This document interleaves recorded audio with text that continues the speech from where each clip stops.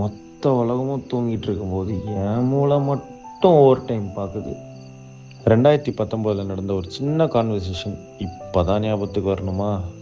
அன்னைக்கு அவங்க சொன்ன ஃபைனுங்கிற வார்த்தைக்கு அப்போ அர்த்தம் புரியல, இப்போ புரியுது.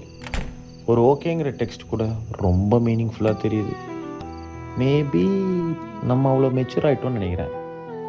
யாருக்கும் கேட்கல, ஆனால் மூளைக்குள்ள அவ்வளோ டிபேட்டு, அவ்வளோ விஷயம்.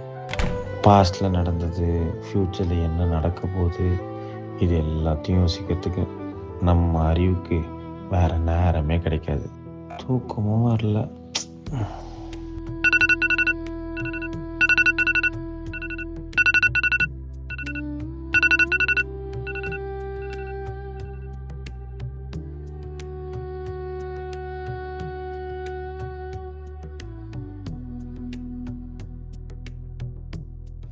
ஆனால் காலையில் இன்றைக்கி என்ன டேட்டு, எங்கே மீட்டிங், காஃபி எங்கே?